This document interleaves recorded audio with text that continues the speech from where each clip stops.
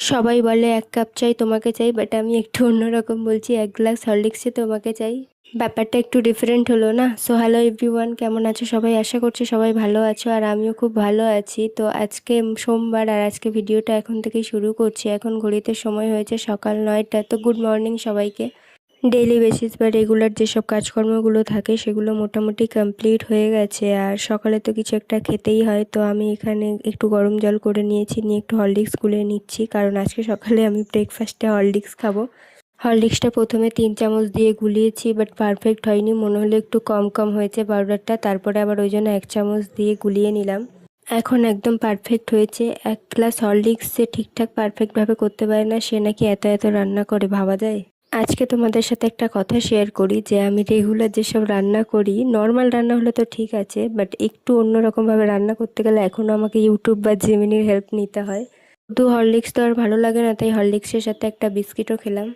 মানছি গরমকাল তাই বলে সূর্যের সাথে দেখা নেই, অথচ সকাল ৬টা ৭টা থেকেই অতিরিক্ত গরম। তো আমি আজকে সকালে কি কি রান্না করেছিলাম সেগুলো তোমাদেরকে দেখাই। উচ্ছে আর আলু সর্ষে দিয়ে করেছিলাম, পাঁচফোড়ন দিয়ে আর কি। আর এদিকে করেছিলাম কুমড়ো, আলু আর পুঁই শাক ডাঁটা, এটাও পাঁচফোড়ন দিয়ে ফোড়ন দিয়েছিলাম। আর সাথে ছিল হচ্ছে ফলি মাছ ভাজা। এই মাছে এতটা পরিমাণ কাটা, কাটার আর অন্ত নেই। বাই দ্য ওয়ে, আমার ভিডিও তোমাদের কেমন লাগে? ভিডিও যদি ভালো লেগে থাকে অবশ্যই একটা লাইক, কমেন্ট, শেয়ার আর চ্যানেলটাকে সাবস্ক্রাইব করে দিও। এতে আমি আরও বেশি করে ভিডিও বানানোর জন্য ইন্টারেস্ট পাবো।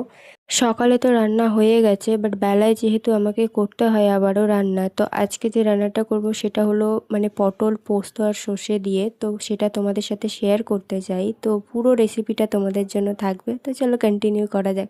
খুবই ইজি একটা রেসিপি। পটল সর্ষে পোস্ত বানানোর জন্য পটলগুলো যেহেতু গোটা থাকবে, তো প্রথমে পটলগুলোকে ভালো করে খোসা ছাড়িয়ে ধুয়ে নিতে হবে। আর পটলগুলোকে গোটাই রাখতে হবে। তারপরে পটলগুলোর দুদিকে যে মুখটা আছে সেই দুদিকের মুখে ছুরি দিয়ে একটু একটু করে কেটে দিতে হবে, যাতে পটলগুলোর ভেতরে ভালো মতো মশলাগুলো ঢোকে। তারপর পটলগুলোকে নুন হলুদ মাখিয়ে ভেজে নিতে হবে। আর অন্যদিকে একটা মিক্সির জারের মধ্যে অল্প সর্ষে পোস্ত আর চারমগজ আর কিছুটা কাঁচা লঙ্কা নিয়ে পেস্ট করে নিতে হবে। আমি তাড়াহুড়োর কারণে মশলাটা মিক্সিতে পেস্ট করে নিয়েছি। তোমাদের হাতে যদি সময় থাকে বা তোমরা যদি চাও তাহলে তোমরা মশলাটা শিলপাটায়ও বেটে নিতে পারো। তো চলো এবার আসল রান্নায় যাওয়া যাক। প্রথমে পটলগুলোকে ভেজে নিতে হবে, তারপরে ওই তেলের মধ্যে অল্প করে তেল দিয়ে তাতে কালো জিরে ফোড়ন দিয়ে তার মধ্যে ওই পেস্ট করে রাখা মশলাটা দিয়ে ভালো করে নেড়ে চেড়ে তাতে একে একে পরিমাণ মতো নুন, হলুদ, লঙ্কার গুঁড়ো, জিরের গুঁড়ো, ধনের গুঁড়ো, গোলমরিচের গুঁড়ো দিয়ে কষিয়ে মশলা থেকে তেল ছাড়লে ওই ভাজা পটলগুলো দিয়ে তার মধ্যে পরিমাণ মতো জল দিয়ে ঢেকে দিলেই রেডি সর্ষে পোস্ত পটল। আর হ্যাঁ, নামানোর আগে অবশ্যই পরিমাণ মতো চিনি দিয়ে দেবে। আর